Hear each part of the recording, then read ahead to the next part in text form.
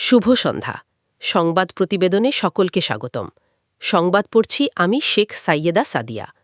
আজ ২১ জুলাই ২০২৫ সোমবার দুপুর ১:০৬ বাংলাদেশ বিমানবাহিনীর একটি প্রশিক্ষণ বিমান F-7 BGI ঢাকা কুর্মিটোলা বিমানঘাঁটি থেকে উড্ডয়ন করে।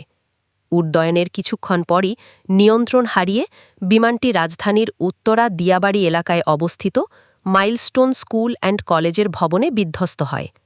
এ ঘটনায় স্কুলের ১৮ জন শিক্ষার্থী এবং বিমানে থাকা পাইলট ফ্লাইট লেফটেন্যান্ট মো তৌকির ইসলাম সহ মোট ১৯ জন নিহত হন।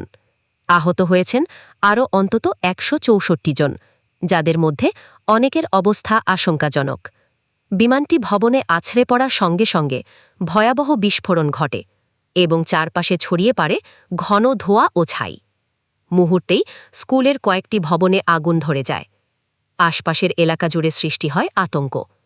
দুর্ঘটনার পরপরই ফায়ার সার্ভিস, পুলিশ, সেনাবাহিনী ও র্যাব সদস্যরা ঘটনাস্থলে পৌঁছে উদ্ধার ও আগুন নিয়ন্ত্রণে কাজ শুরু করে।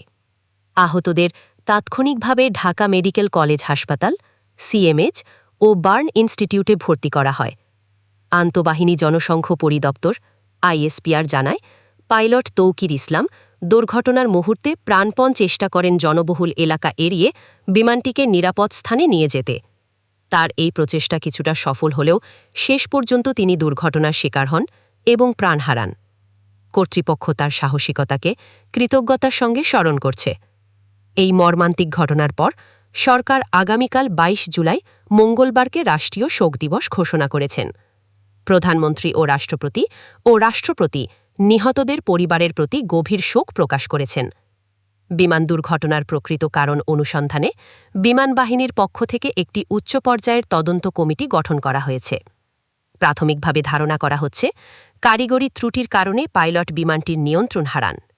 এই দুর্ঘটনা আবারও স্মরণ করিয়ে দিল প্রশিক্ষণ বিমান পরিচালনায় আরও সতর্কতা এবং জনবসতিপূর্ণ এলাকা থেকে দূরে প্রশিক্ষণ কার্যক্রম পরিচালনার প্রয়োজনীয়তা কতটা গুরুত্বপূর্ণ। দেশজুড়ে শোকের ছায়া নেমে এসেছে এবং জাতি আজ হারালো তার সম্ভাবমান কিছু কিশোর প্রাণ। এই দুর্ঘটনায় আমরা গভীরভাবে শোকাহত। নিহতদের পরিবার পরিজনদের প্রতি আমাদের আন্তরিক সমবেদনা। এই কঠিন সময়ে আমরা তাদের পাশে আছি। যারা আহত হয়েছেন তাদের দ্রুত আরোগ্য কামনা করি। এই ঘটনা আমাদের সবাইকে স্মরণ করিয়ে দেয় জীবনের ফ্র্যাজিলিটির কথা।